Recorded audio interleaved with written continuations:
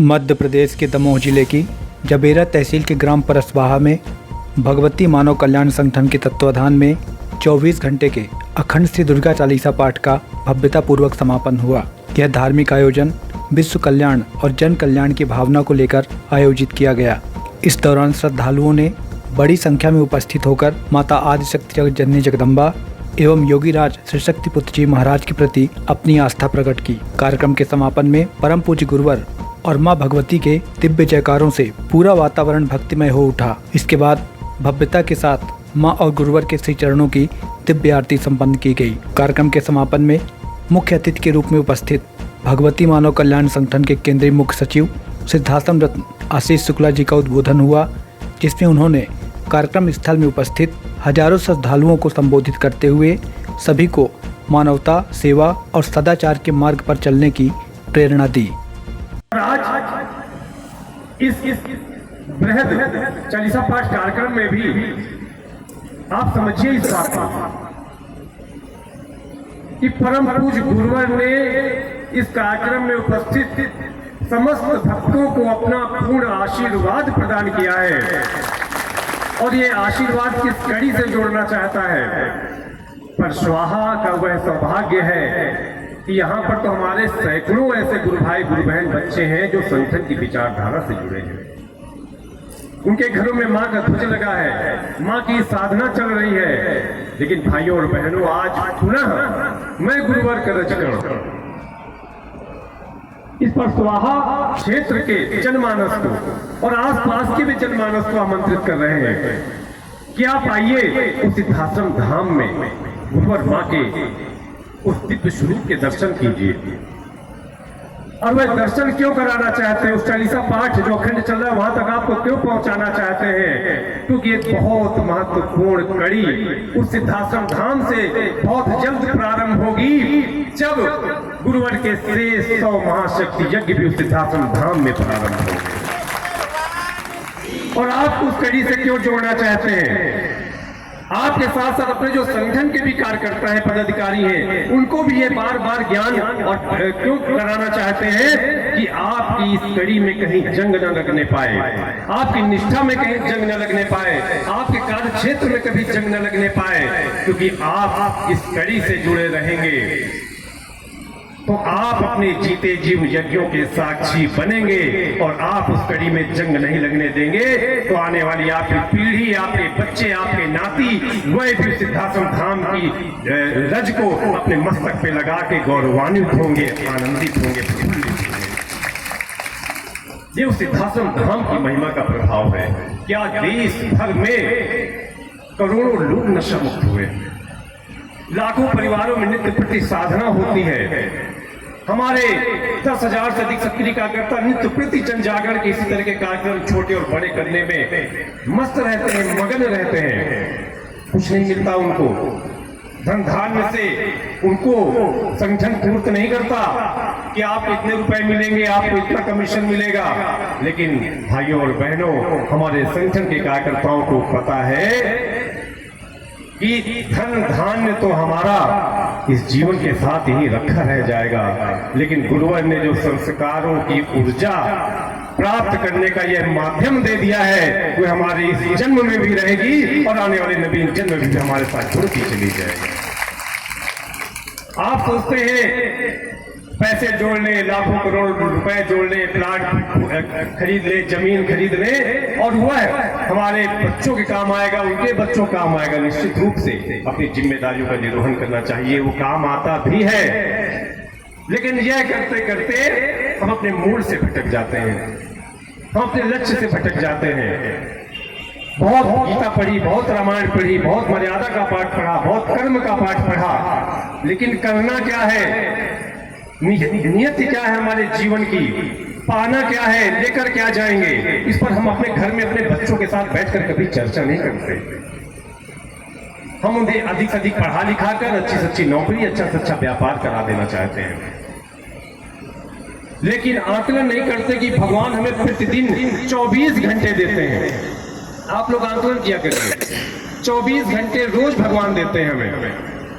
और जब इस तरह से आप आंकलन करेंगे, फिर आप जोड़िए कितने घंटे सोने में लगाए, कितने घंटे अपने कपड़े धुलने में लगाए, कितने घंटे अपनी दुकान में लगाए, कितने खेती किसानी में लगाए, कितनी बच्चों की देख रेख में लगाए, कितनी देर मोबाइल देखने में लगाया, कितनी देर टीवी देखने में लगाया, कितनी देर गांव की चौपाल में बैठकर 1-2 घंटे बातें करने में बिता दिए। और फिर आकलन करना इस 24 घंटे में हमने कितनी देर माँ का गुणगान किया, कितनी देर माँ का ध्यान चिंतन किया, कितनी देर अपने बच्चों अपने परिवार के साथ बैठकर हमने धार्मिक चर्चाएं की, धार्मिक कथाएं उनको बताई। जिस दिन यह आंकलन आप करने लगेंगे उस दिन आपका जीवन सार्थक भी हो जाएगा और जन कल्याण की दृष्टि में भी आप 4 कदम आगे बढ़ते चले जाएंगे।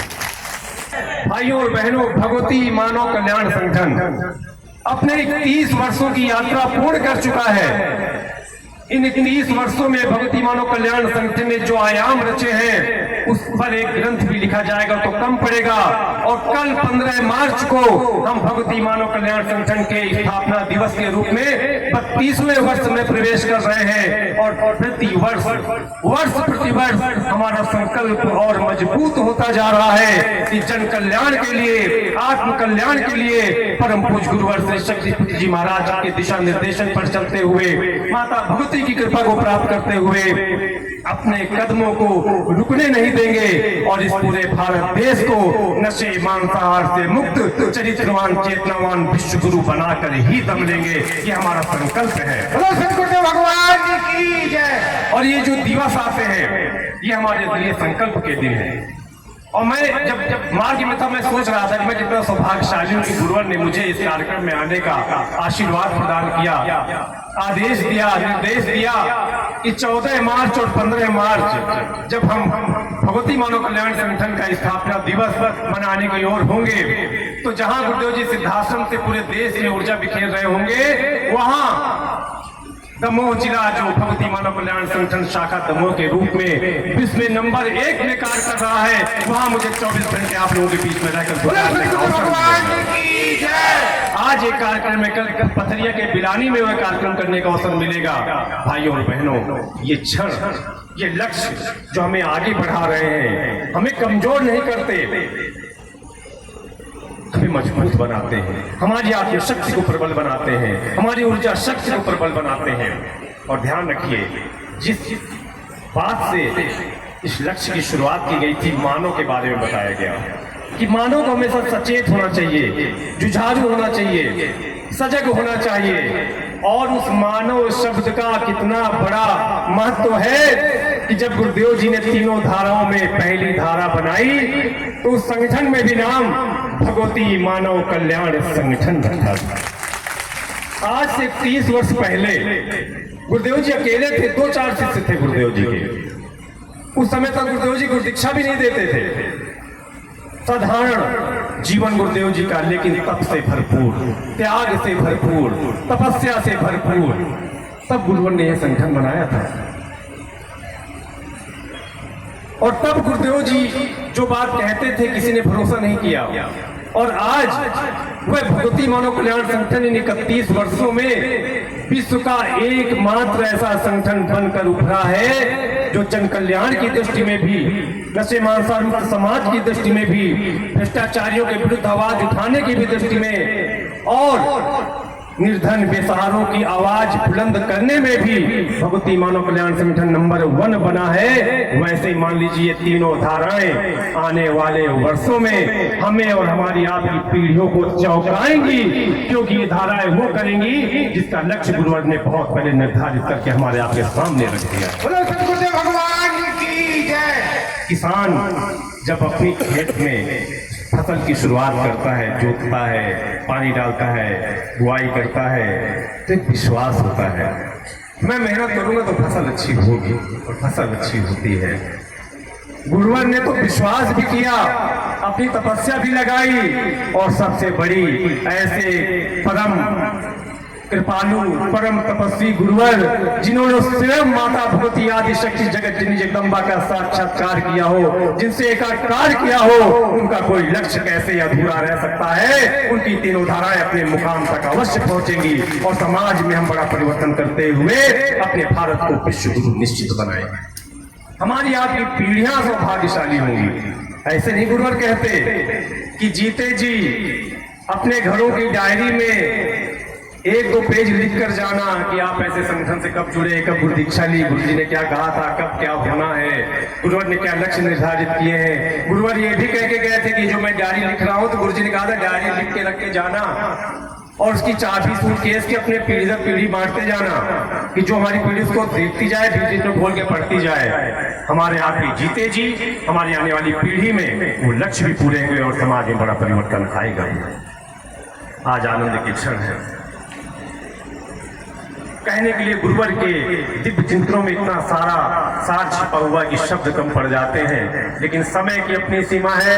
आप भाइयों और बहनों का इतना स्नेह मिला और इस स्नेह के बलबूते सिद्धाश्रम चलकर वहां के रजकण आपके गांव पर भी आए हैं और इस गांव का भी आह्वान है कि परसवाहा गांव के पंचायत के आसपास जहां जहां तक आवाज भी जा रही है, आप में से यदि कोई भाई बहन बच्चे युवा बुजुर्ग अभी तक वो सिद्धाश्रम धाम न पहुंचे हो तो अपने जीते जी एक बार सिद्धाश्रम धाम अवश्य पहुंचे और सिर्फ अपनी ही नहीं आने वाली पीढ़ियों की भी कड़ी को सिद्धाश्रम धाम से जोड़ दीजिए। आपकी आने वाली पीढ़ियां दर पीढ़ियां तर जाएंगी, मुक्त हो जाएंगी, मां के दरबार को, उच्च दरबार को प्राप्त करेंगी, इसमें कोई संशय नहीं है। हर वर्ष सिद्धाश्रम में जो शिविर होता है, शारदीय नवरात्रि में अक्टूबर में 19, 20, 21 अक्टूबर को वह शिविर भी संपन्न होगा। इस बीच में शायद परसवाहा पुनः आने का अवसर न मिले, लेकिन आज ये मंच मिला है तो परसवाहा और आसपास के गांव के भी समस्त भाइयों बहनों को और जो भी जहां से आया यहाँ उपस्थित है उनको सिद्धाश्रम धाम में होने वाले त्रिशक्ति साधना शिविर के लिए भी 19, 20, 21 अक्टूबर के लिए भी आपको आमंत्रित करते हैं। अभी से मन बनाकर रखिए कि हमारे अगले 3 दिन अक्टूबर के सिद्धाश्रम धाम की रज कण में लौटते हुए